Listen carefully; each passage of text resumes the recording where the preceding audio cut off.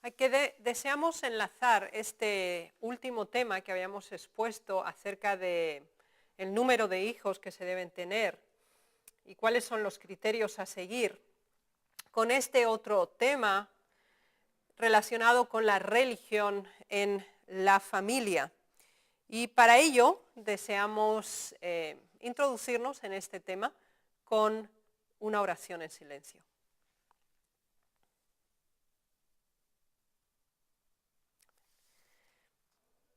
Deseamos abrir la palabra del Señor en Josué, capítulo 24.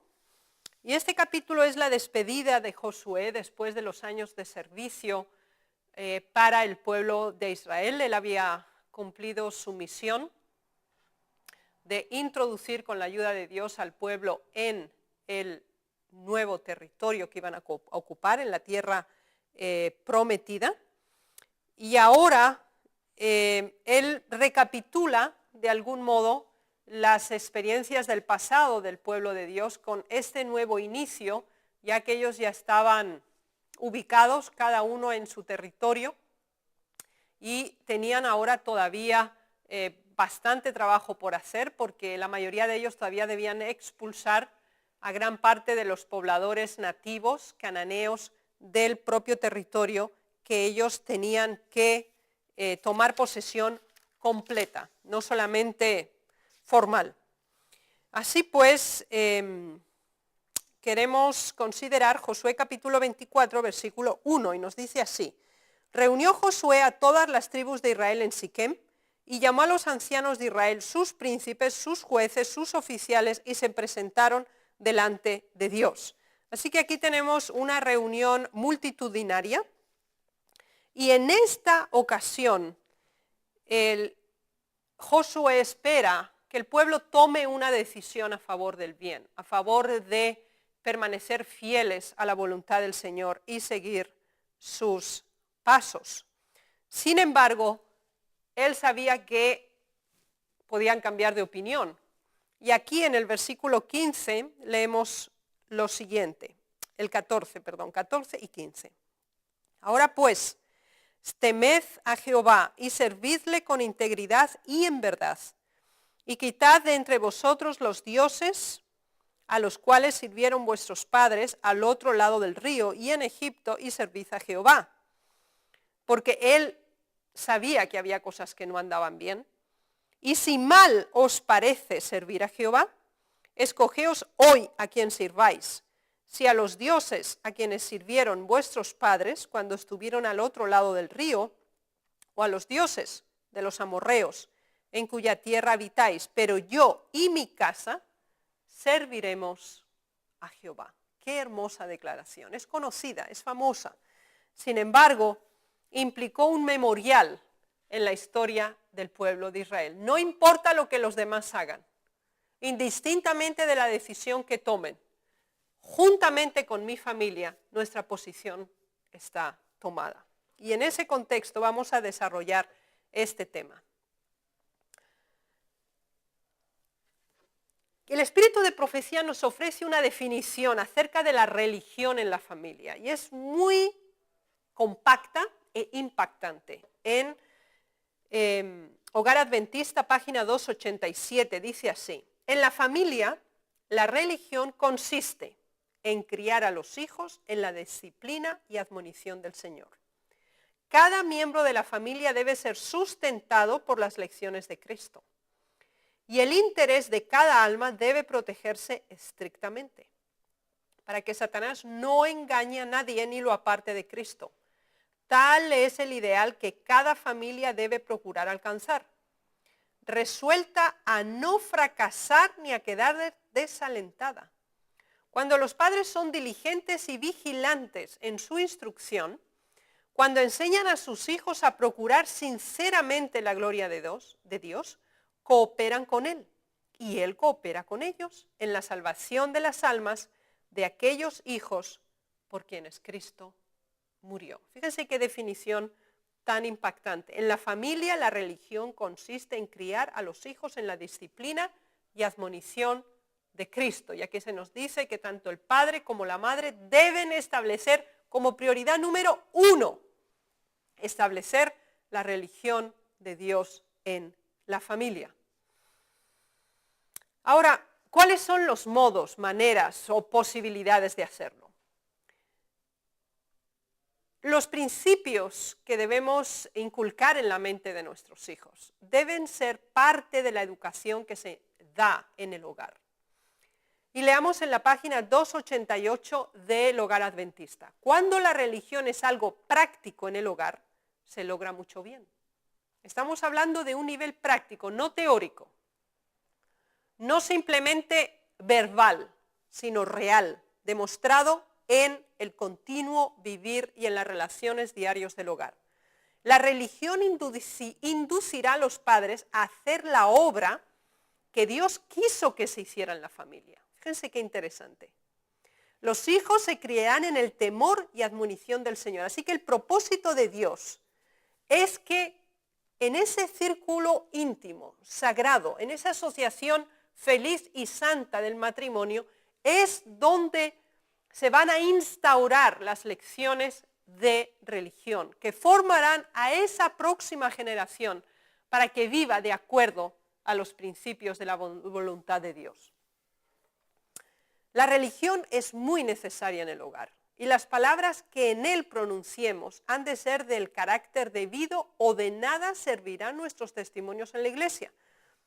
La familia no puede tener una doble moral o un doble comportamiento. No puede tener un modo de actuar en el hogar y otro modo de actuar en la iglesia. Esa dicotomía produce una contraposición.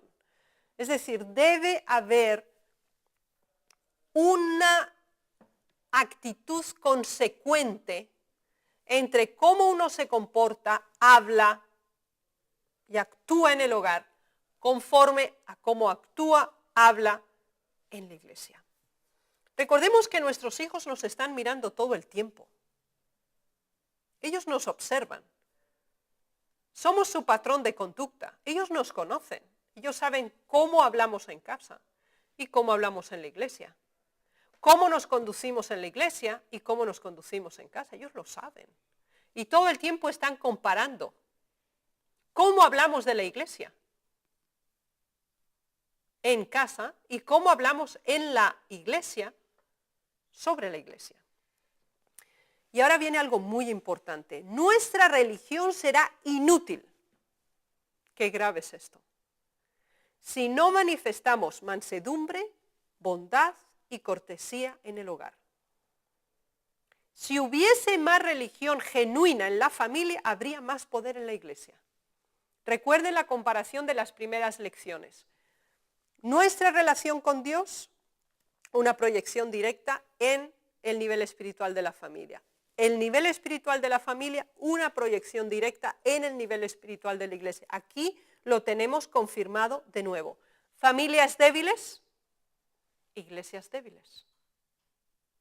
En proporción directa. Dejar a los niños crecer sin conocer a Dios es algo muy grave. Muy grave. Los padres cometen un terrible error cuando descuidan la obra de dar a sus hijos educación religiosa, por pensar que saldrán bien y que al tener más edad anhelarán obtener experiencia religiosa. No podéis ver, padres, que si no implantáis las preciosas semillas de la verdad, el amor y los atributos celestiales, Satanás sembrará cizaña en el campo del corazón. Nunca es demasiado temprano. Los padres no deben pensar, el niño no entiende, el niño no sabe. Leeremos la cita donde se nos dice que las primeras palabras que debe balbucear un bebé es las de Jesús. Así de importante es la enseñanza que le demos a nuestros hijos. Ahora, no solo uno, los dos. Ambos padres deben cultivar la religión en el hogar. Al padre y a la madre incumbe la responsabilidad de sostener la religión en el hogar. Los dos son responsables. El padre no puede delegar completamente en la formación de la madre, ni la madre debe obviar su propia responsabilidad al endorsarle toda la formación espiritual al padre. Ambos, por igual, son responsables. No se cargue la madre con tantos cuidados que no pueda dedicar tiempo a las necesidades espirituales de su familia. De nuevo, las prioridades. La madre debe considerar que enseñar a sus hijos la verdad, darle un ejemplo piadoso y una norma de conducta mansa y humilde debe ser la máxima prioridad a presentar a sus hijos. Soliciten los padres a Dios que los guíe en su obra. Hermanas y hermanos, ¿cuántas veces no sabemos cómo actuar en una situación, especialmente en la educación de nuestros hijos? Porque cada hijo es único y es un ser humano, no hay ya un manual escrito. Pero sí hay un manual no escrito, que es el de la oración.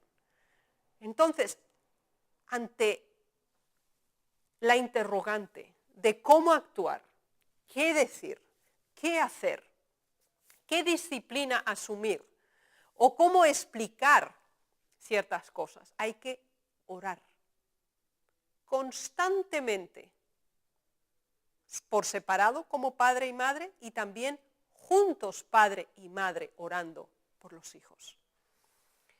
Arrodillados delante de Él, obtendrán una verdadera comprensión de sus grandes responsabilidades. Uno, comprenderemos más como padres lo que nos corresponde y podrán confiar a sus hijos a aquel que nunca yerra en sus consejos e instrucciones. Porque los hijos son de Dios, Él es el Padre. Nosotros somos aquellos a quienes se ha confiado este precioso tesoro. Tendremos un tema completo, posiblemente ya en el 2013, sobre la educación de los hijos y los procesos disciplinatorios de acuerdo a las edades. Por eso insisto en que este es simplemente un curso básico en las relaciones de familia. Todo deja su impresión en la mente juvenil. Ella estudia el rostro, siente la influencia de la voz e imita la conducta ajena. Los padres irritables dan a sus hijos lecciones acerca de las cuales en alguna época de su vida querrán con toda el alma que fuese posible hacerles olvidar. Los hijos deben ver en la vida de sus padres un espíritu consecuente con su fe. Así que, ¿a quién debemos darle el primer testimonio de nuestra fe? A nuestros hijos. Debemos ser consecuentes. Ellos tienen que ver que lo que nosotros hablamos, lo que nosotros predicamos, lo que decimos el sábado en la iglesia, lo que le enseñamos a otros, es lo que nosotros creemos y lo que nosotros hacemos. No desarrollemos un comportamiento dicótomo, dúplice. No hagamos dos cosas, los hijos lo van a ver. Y solamente confusión y rebelión va a ser el resultado. Seamos consecuentes con nuestro comportamiento.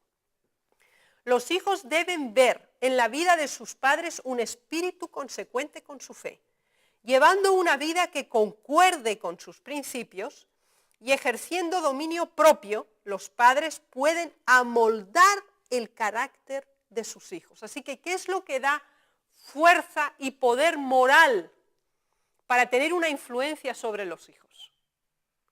El ser consecuente uno mismo.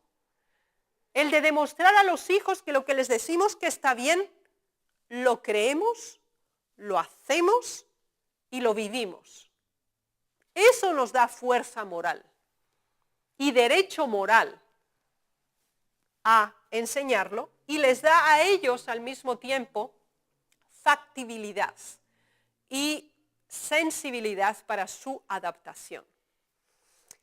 Los padres y las madres que ponen a Dios en primer lugar en su familia, que enseñan a sus hijos que el temor del Señor es el principio de la sabiduría, glorifican a Dios delante de los ángeles y delante de los hombres, presentando al mundo una familia bien ordenada y disciplinada, una familia que ama y obedece a Dios en lugar de rebelarse contra Él.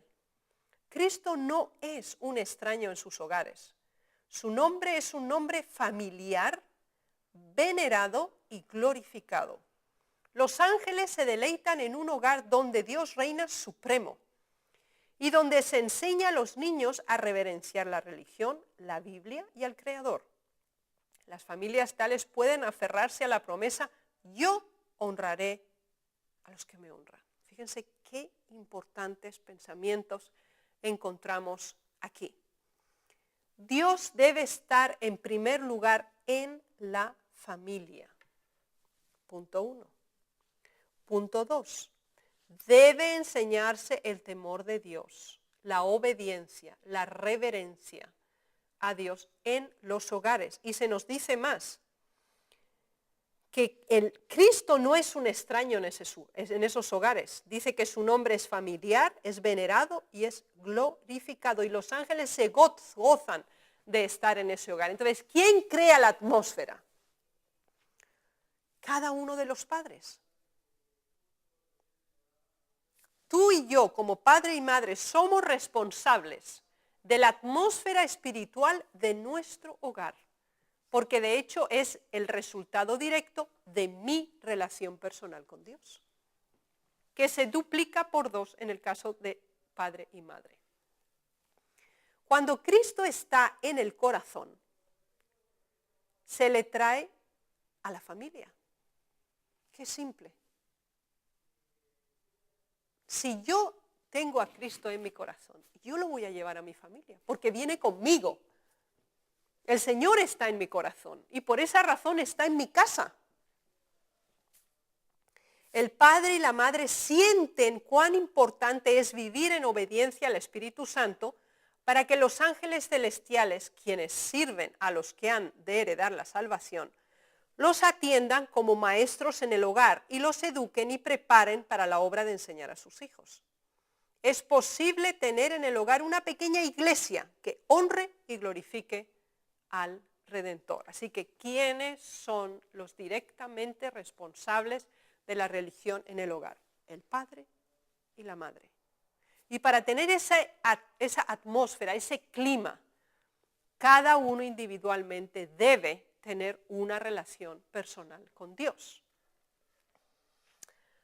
Por su buen ánimo, su cortesía cristiana y su simpatía tierna y compasiva, los padres han de hacer atractiva la religión de Cristo. Pero deben ser firmes al exigir respeto y obediencia, y aquí está el equilibrio.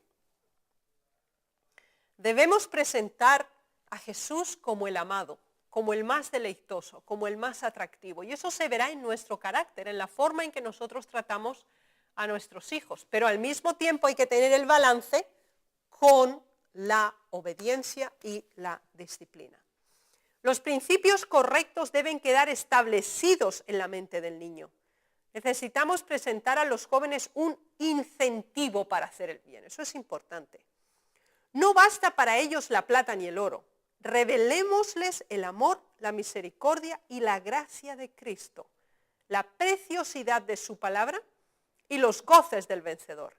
Mediante tales esfuerzos se hará una obra que durará por toda la eternidad. Ahora viene la pregunta, ¿por qué fracasan ciertos padres? Hogar Adventista 293. Tal vez penséis, padres, que no tenéis tiempo para hacer todo esto, pero debéis tomar tiempo para hacer vuestra obra en la familia. De lo contrario, Satanás suplirá la deficiencia. A veces dicen, no, yo no tengo tiempo. Bien, si tú no tienes el tiempo, hay alguien que toma tu tiempo, y ese es Satanás. Y si nosotros no educamos a nuestros hijos, Satanás los va a educar. Porque solo hay 2 focos de influencia en este mundo, el bien y el mal.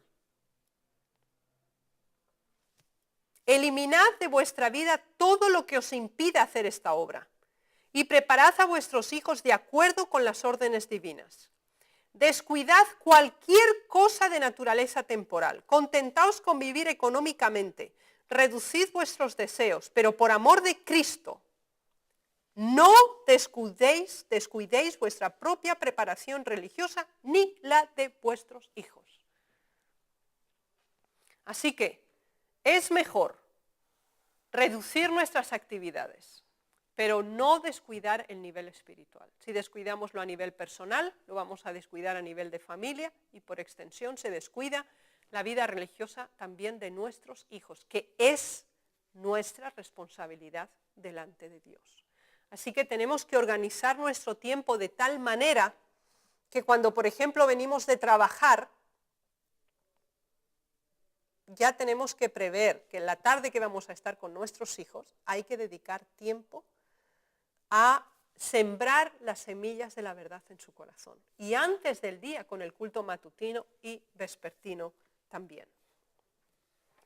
Resuelvan los padres cristianos que serán leales a Dios y reúnan a sus hijos en derredor suyo en el hogar para rociar el dintel con sangre que representa a Cristo como el único que puede proteger y salvar, para que el ángel destructor pase por alto el amado círculo de la familia. Vea el mundo que obra en el hogar una influencia más que humana. Mantengan los padres una relación vital con Dios.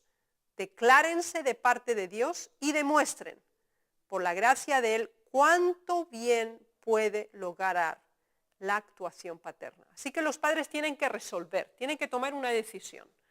Padre y madre, o si no se dispone de los dos, el que esté a cargo de los hijos, tiene que tener como prioridad diaria dedicar tiempo para el estudio de la palabra de Dios y la formación espiritual de sus hijos, además del culto matutino y el culto vespertino. Eso es además.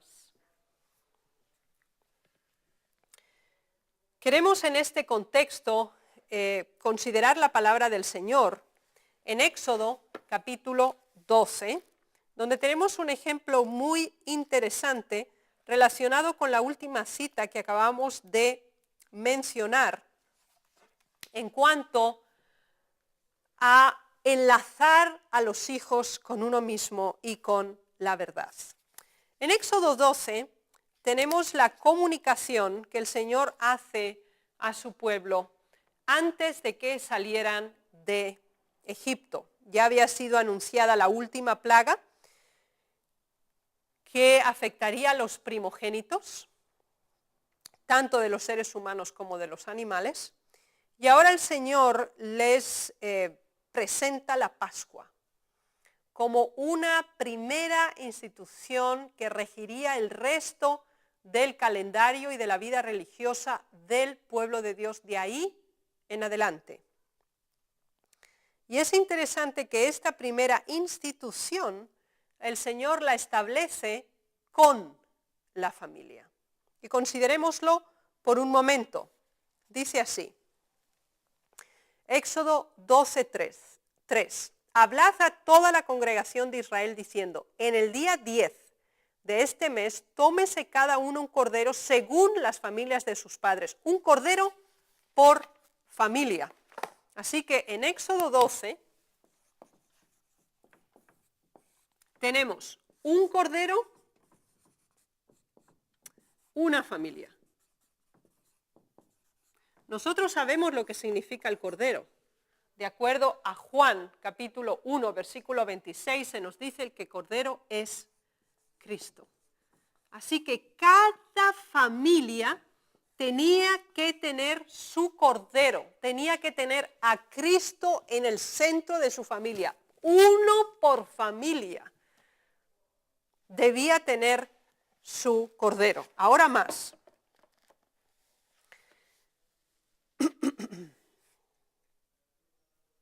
Dice así, el versículo 7, y tomarán de la sangre y la pondrán en los dos postes y en el dintel de las casas en que lo han de comer.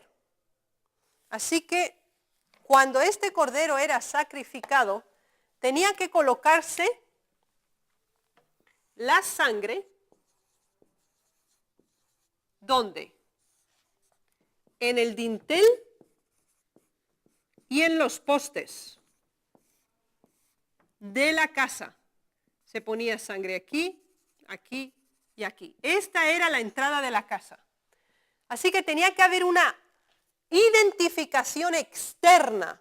Los demás tenían que conocer que esa casa estaba marcada por la sangre de ese cordero que había por familia.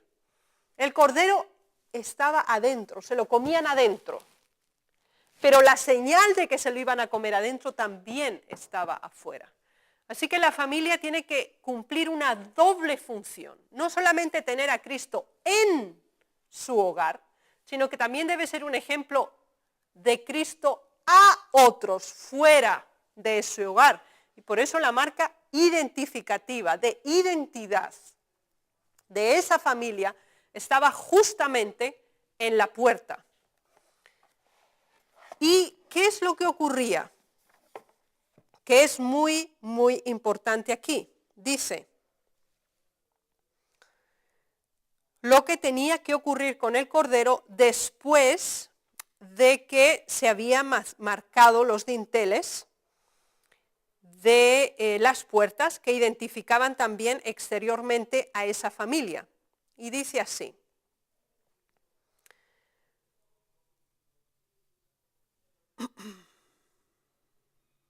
El versículo 4. Mas si la familia fuere tan pequeña que no baste para comer el cordero, entonces él y su vecino inmediato a su casa tomarán uno según el número de las personas, conforme al comer de cada hombre haréis la cuenta sobre el cordero.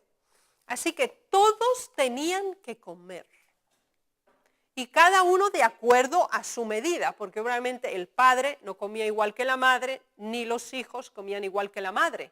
Así que todos tenían que comer, todos, sin excepción. Y tenían que comer al cordero que era Cristo. Todos los miembros de la familia, pero quienes llevaban a término este proceso era el padre y la madre. No podía haber levadura en el hogar. Y esa era una responsabilidad directa de la madre. Ella amasaba. Y tenía que sacar todo el pecado que estaba dentro de su casa afuera. Y lo vamos a leer. Vamos a leerlo. El padre como sacerdote y la madre como su asistente. Dice así.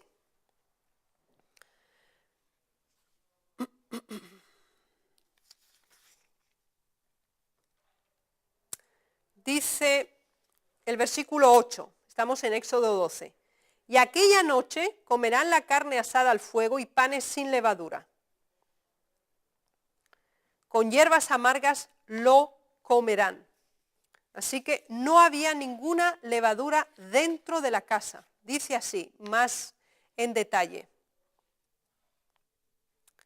Dice el 18, en el mes primero comeréis los panes sin levadura, desde el día 14 del mes por la tarde hasta el 21 del mes. Por 7 días no se hallará levadura en vuestras casas, porque cualquiera que comiere leudado, así extranjero como natural del país, será cortado de la congregación de Israel. Ninguna cosa leudada comeréis. En todas vuestras habitaciones comeréis panes sin levadura. Así que aquí se nos dice que la madre, que era la que cocinaba, la que hacía los panes, tenía que sacar toda la levadura de su casa. No podía haber pecado en ninguna habitación. Tenían que comerse a Cristo. Cada miembro de la familia tenía que tener una relación personal con Dios y tenía que sacarse todo el mal que estaba dentro de la casa afuera. Y juntos todos participaban de este rito. Y se nos dice algo muy interesante, el versículo 24. Guardaréis esto por estatuto para vosotros y vuestros hijos para siempre. Y cuando entréis en la tierra que Jehová os dará, como prometió, guardaréis este rito. Y cuando os dijeren vuestros hijos, ¿qué es este rito vuestro? ¿Por qué hacemos esto? ¿Cuántas veces nuestros hijos nos dicen, ¿por qué hay que ir el sábado a la iglesia? ¿Por qué hay que hacer la escuela sabática? ¿Por qué tenemos segundo servicio? ¿Por qué se recogen las ofrendas? Hay que explicarlo. Y vosotros responderéis, es la víctima de la Pascua de Jehová. el cual pasó por encima de las casas de los hijos de Israel en Egipto, cuando hirió a los egipcios, y libró nuestras casas. Entonces el pueblo se inclinó y adoró.